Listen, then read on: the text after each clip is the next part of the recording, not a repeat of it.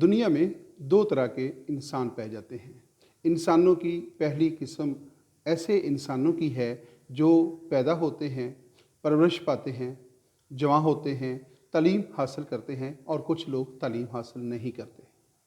پھر وہ روزگار حاصل کرتے ہیں اور اس کے بعد شادی کرتے ہیں۔ شادی کرنے کے بعد بچے پیدا کرتے ہیں، پھر بچوں کو جوان کرنے کے اوپر وہ لگ جاتے ہیں۔ بچے جوان ہوتے ہیں اور ان کی پھر شادیاں کرتے ہیں، اور اس طرح جو ہے ان کی زندگی کا سلسلہ چلتا رہتا ہے۔ جب وہ بچوں کی شادی سے فارغ ہو جاتے ہیں تو پھر وہ اپنے آباء و اجداد کی طرف سے ملی ہوئی جو زمین وغیرہ ہوتی ہے یا کوئی چھوٹا موٹا کارخانہ ہے، دکانداری ہے، اس کے اوپر لگ جاتے ہیں۔ یہ وہ لوگ ہوتے ہیں جو دولت کے اوپر فخر محسوس کرتے ہیں، یا اپنی آبائی جو موروثی جائیداد ان کو ملتی ہے اس کے اوپر بڑا پراؤڈ فیل کرتے ہیں۔ یہ مادی چیزوں کے اوپر بڑا پراؤڈ فیل کرتے ہیں، اپنی گاڑی کے اوپر، اپنی زمین کے اوپر، اپنے کارخانے کے اوپر، اپنی فیکٹری کے اوپر یا اپنی دکان کے اوپر بہت پراؤڈ فیل کرتے ہیں، اور پیسے کے بل بوتے کے اوپر جو ہے یہ معاشرے کے اندر زندہ رہتے ہیں۔ یہ معمول کی لائف گزارتے ہیں۔ یہ وہ لوگ ہوتے ہیں جو اپنے آباء و اجداد کی طرف سے ملی ہوئی اقدار کو، رسم و رواج کو کبھی بھی چیلنج نہیں کرتے۔ زندگی جیسے چل رہی ہوتی ہے، جیسے ان کے آباء و اجداد نے، باپ دادا نے زندگی گزاری ہوتی ہے، یہ بھی ویسے ہی زندگی گزارتے ہیں اور پھر مر جاتے ہیں۔ انسانوں کی دوسری قسم ایسے انسانوں کی ہے جو معاشرے کے حالات اور واقعات کا مشاہدہ کرتے ہیں، اور معاشرے کے جو قائم کردہ سیاسی نظریات ہوتے ہیں، معاشی نظریات ہوتے ہیں یا سماجی نظریات ہوتے ہیں، وہ ان کے اوپر غور و فکر کرنے کے بعد اس نتیجے پر پہنچتے ہیں کہ معاشرہ جن اقدار کے اوپر قائم ہے، سیاسی نظام جس نظریے کے اوپر قائم ہے، یا معاشی نظام جس نظریے کے اوپر قائم ہے، یہ نظام درست نہیں ہے اور اس میں اصلاح کی ضرورت ہے۔ اور پھر وہ اپنی ذاتی زندگی کو معاشرے کی فلاح و بہبود کے لیے، سیاسی نظام کے اندر بہتری لانے کے لیے یا معاشی مسائل کو حل کرنے کے لیے وقف کر دیتے ہیں۔ یہ معمول کی زندگی گزارنے کی بجائے معاشرتی نظام کو، سیاسی نظام کو اور سماجی نظام کو جب چیلنج کرتے ہیں اور پھر اس میں تبدیلی لانے کے لیے جد و جہد کا آغاز کر دیتے ہیں۔ جب یہ معاشی، سیاسی، مذہبی، سماجی اور اقتصادی نظام کو چیلنج کرتے ہیں تو پھر جو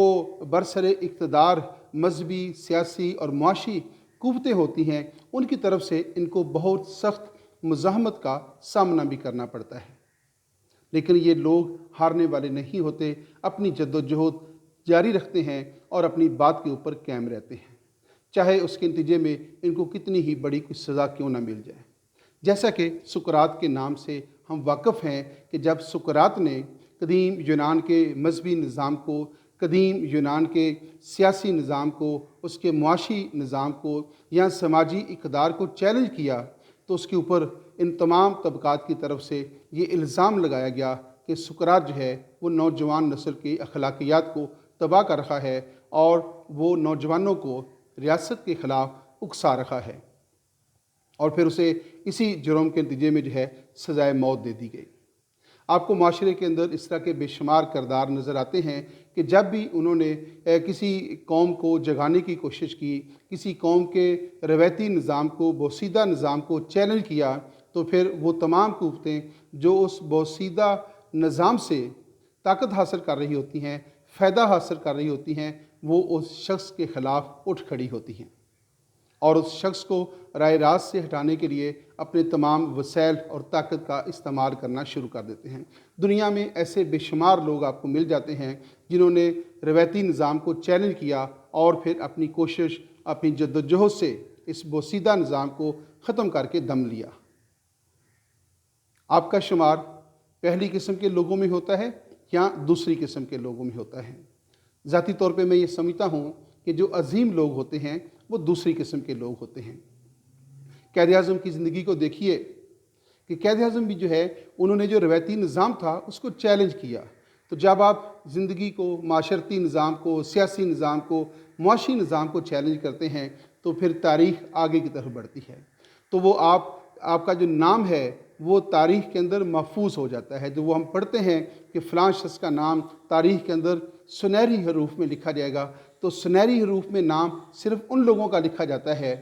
جو بوسیدہ نظام کے خلاف، بوسیدہ سیاسی نظام ہو، وہ معاشی نظام ہو، وہ سماجی نظام ہو، اس کو چیلنج کرتے ہیں اور پھر اپنی کوششوں سے، اپنی محنت سے، اپنی صلاحیتوں کو استعمال کر کے اپنے آرام اور سکون کو داؤ کے اوپر لگا کر جو ہے پھر اس نظام کو تبدیل کرنے کے لیے کوششوں کا آغاز کر دیتے ہیں۔